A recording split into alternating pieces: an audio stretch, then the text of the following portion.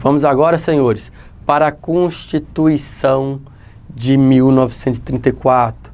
Constituição nomeada por muito como getulista, porque essa Constituição ela teve um avanço assim enorme, foi um boom, digamos assim, dos direitos sociais. Muitas pessoas até hoje consideram Getúlio Vargas o maior presidente do Brasil.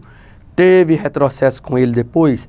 Teve, mas as pessoas lembram sempre dessas conquistas sociais. Vamos fazer uma leitura aqui breve, senhores. Conforme dito, ela traz as marcas getulistas das diretrizes sociais. Adota as seguintes medidas: maior poder ao governo federal, voto obrigatório e secreto a partir dos 18 anos, com direito de voto às mulheres, mas mantendo a proibição do voto aos mendigos e analfabetos. Criação da Justiça Eleitoral e da Justiça do Trabalho. Criação de leis trabalhistas, instituindo jornada de trabalho de 8 horas diárias, repouso semanal e férias remuneradas, mandado de segurança e ação popular. Senhores, parece assim inimaginável, mas até então no voto não era secreto, ele foi garantido o voto secreto a partir de 18 anos nessa Constituição de 1934. Também, senhores, o voto passou a ser obrigatório neste período. Atualmente, nosso voto ainda é obrigatório, é uma marca dessa Constituição, algo herdado que a Constituição de 88 atual puxou dessa Constituição de 34. Outra coisa, senhores, por incrível que pareça, foi somente a partir dessa Constituição que as mulheres passaram a poder exercer os direitos políticos. Até então, elas não tinham direito políticos. Algo assim inimaginável, mas real. Só em 1934 as mulheres conseguiram exercer o direito ao voto. Senhores, algo que infelizmente não foi modificado, que ainda estava limitando os direitos de alguns, é que o voto ele era proibido para mendigos e analfabetos.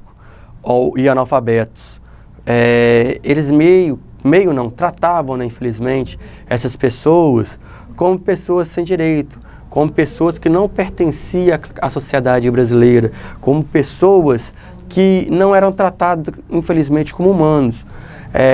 Infelizmente, aqui teve um resquício ali das outras constituições, ou seja, a pessoa é mendiga, ela não tem renda social, de certa forma ela não traz renda para a sociedade, não contribui financeiramente com a sociedade, ela não tem direito ao voto.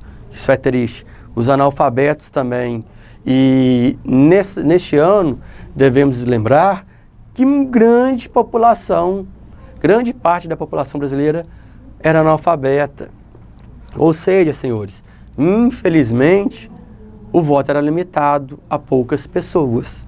Devemos lembrarmos disso. Então, essa Constituição foi um boom, mas infelizmente tinham limitações nela. Vamos agora, senhores, lembrar da criação da Justiça do Trabalho, senhores. Os brasileiros, os cidadãos, passaram a ter mais direito, conforme dito, jornada de trabalho de 8 horas diárias, repouso semanal e férias remuneradas. Só que não basta dar o direito às pessoas, tem que garantir esse direito, porque dar direito e não garantir é a mesma coisa de nada fazer. Então, um dos grandes avanços dessa época, dessa Constituição, foi a criação da Justiça do Trabalho, justiça que permanece vigente até hoje, justiça que muitos acreditam ser inimaginável pensar que em algum ponto de nossa história não existiu, mas infelizmente ela foi criada somente em 1934. E na Justiça do Trabalho é aquela que socorre o trabalhador, é aquela que socorre o ente mais fraco da jornada de trabalho, do vínculo empregatício ali. Então foi uma conquista social assim de suma importância, não há como nomear. Temos também, senhores, a criação da Justiça Eleitoral, e aqui é um ponto-chave, ponto muito importante, porque através da Justiça Eleitoral, apesar de ainda haver muitas fraudes, mas ela tentou de forma, como eu posso dizer, grandiosa, limitar as fraudes que ocorriam no sistema eleitoral ali. Ela passou ali fiscalizar de forma mais contundente, de forma mais severa as eleições, o processo eleitoral. Então, essa justiça eleitoral assim, foi também outro ponto-chave, outro ponto de grande importância dessa Constituição. Vamos agora, senhores, para o primeiro retrocesso da nossa história de constituições, o Estado Novo. Getúlio Vargas, popularmente conhecido como o pai dos pobres, dá um golpe de Estado. Muitos não gostam de dizer assim, mas é a realidade. Dá um golpe de Estado e sob a argumentativa de que os comunistas iriam invadir o Brasil, sobre a argumentativa de proibir o avanço comunista no Brasil, ele institui o Estado Novo em 1937. Neste período, senhores, houve a criação dos polêmicos tribunais de exceção, que tinham a competência para julgar crimes contra a segurança do Estado. Naquela época, foi declarado estado de emergência no país, com a suspensão de quase todas as liberdades a que o ser humano tinha direito, incluídos o direito de ir e vir, o sigilo de correspondência e a liberdade de todos os outros meios de comunicação, orais ou escritos, além da liberdade de reunião, entre outras.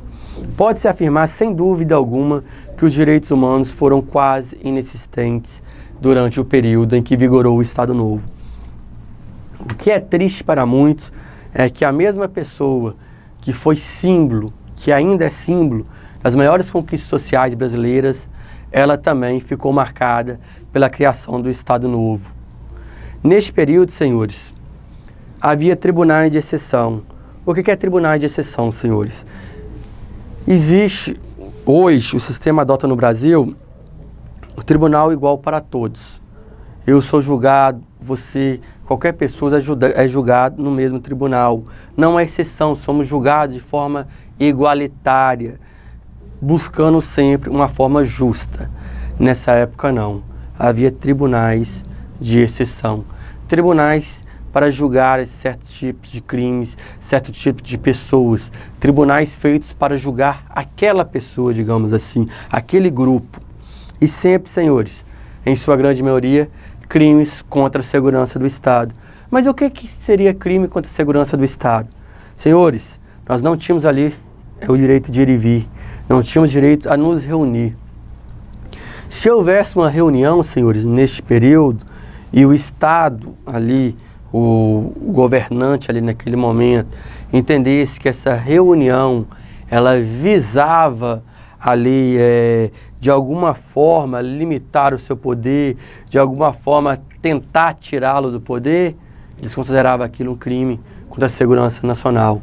E essas pessoas eram julgadas por esses tribunais de exceção. Senhores, aí pessoas desapareciam, pessoas eram torturadas, pessoas eram mortas. Todo absurdo, inimaginável, ocorria neste período.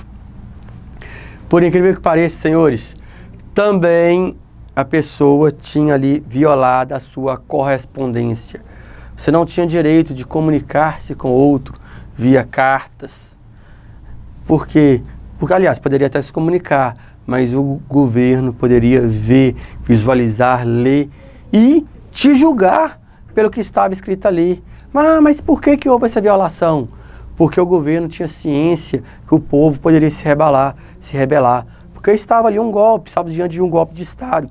Então, limitando a comunicação, limitando o contato, limitando o surgimento de ideias, o governo violava essas correspondências, que assim impedia as pessoas de comunicar, impedia as pessoas de transmitir suas ideias.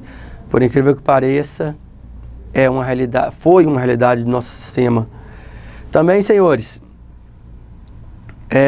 meios de comunicação, rádio, não podia falar o que quisesse, não poderia, jornais, senhores, dizer, jornalistas, o que pensam, liberdade de expressão, zero. Hoje, Se discute, mas jornalista tem direitos demais. Senhores, foi uma conquista. Imagina naquela época que eles poderiam falar nada. Direito de liberdade de expressão tem que ser garantido. Lógico, não de toda forma, mas não pode se limitar, senhores. Não pode se limitar. Naquela época, as pessoas, os repórteres, os jornalistas, não podiam passar qualquer ideia que fosse contrária ao governo, contrária ao Estado Novo. Caso assim agissem, tribunais de exceção nele, condenações, torturas, enfim, todo tratamento degradante, inimaginável. Senhores, conforme dito no final do texto, tivemos quase que 0 direitos sociais. Ali mandava o Estado, o povo tinha que obedecer. Essa é a realidade do Estado Novo. Triste, porque feito pelo mesmo presidente que nos garantiu vários direitos, foi o mesmo que nos retirou praticamente todos os direitos. Constituição de 1946. Muitas pessoas, muitos doutrinadores dizem que essa Constituição foi o princípio da redemocratização brasileira. Foi quando começou novamente a surgir os direitos sociais, direitos civis, enfim, os direitos da pessoa humana. Depois de passar pelo Estado Novo, voltaram-se alguns direitos. Não em sua amplitude, mas voltou. A nova Carta Magna restaurou os direitos e garantias individuais e os direitos sociais. Houve até mesmo uma ampliação nesse sentido. Citam-se como exemplos a proibição do trabalho noturno a menores de 18 anos, o estabelecimento do direito à greve, a estipulação de um salário mínimo capaz de atender às necessidades do trabalhador e de sua família. Senhores, proibição do trabalho noturno a menores de 18 anos. Qual a ideia desse direito, senhores? Senhores, a pessoa até 18 anos, até um pouco mais, mas principalmente até os 18 anos, ela está passando por desenvolvimento em seu corpo, desenvolvimento físico muito grande. E é certo, é cristalino, que o trabalho noturno, ele atrapalha o psicológico da pessoa, atrapalha inclusive seu desenvolvimento físico, porque a pessoa que trabalha em horário noturno, por mais que haja um certo regramento lá, ela não se alimenta da forma correta, ela não tem um descanso da forma correta, porque o sono noturno não é o mesmo do sono diurno. É de conhecimento popular que o sono noturno ele é o melhor. O sono diurno ele é atrapalhado, seja por barulhos do trabalho, que a maioria das pessoas trabalham durante o dia, o barulho dos carros, o barulho da construção, enfim, a pessoa não consegue repousar da maneira ideal. Então, neste período aí, ficou restrito aos maiores de 18 anos o trabalho noturno, de forma a resguardar essas pessoas que estão passando por um desenvolvimento físico e psicológico maior. Também, senhores, foram aqui garantido o direito à greve. Antes, senhores, o trabalhador ele não podia se juntar, não podia ali fazer greve de forma a procurar ter garantido os seus direitos. A partir dessa Constituição foi garantido esse direito à greve. Os trabalhadores passaram em conjunto poder lutar para os seus direitos, inclusive com a greve, com a parada do trabalho, de forma a ali levar o empregador a atender algumas de suas exigências. Também, senhores, uma das grandes conquistas sociais dessa época, salário mínimo. Senhores, nós não tínhamos um valor mínimo a ser pago aos trabalhadores neste período. Ou seja, era negociado de acordo com a vontade do empregador e o aceite ou não do empregado. Porém, senhores, em um país onde o desemprego é alto, até hoje, o empregador sempre teve e ainda tem um poder de barganha muito maior, um poder negociável muito maior. Então, senhores, era comum nessa época pessoas, trabalhadores, exercerem sua atividade laboral recebendo pouquíssimo dinheiro, pouquíssimo salário para isso. Então, a grande conquista social dessa época, se não a maior de todas, foi a implementação do salário mínimo, porque a partir deste período, o empregador ele tinha que respeitar um mínimo, um valor mínimo de salário. Ele não poderia pagar quanto quisesse. Ele não poderia simplesmente falar assim, o empregado aceitou. Não. Ele pode até negociar o salário com o empregado.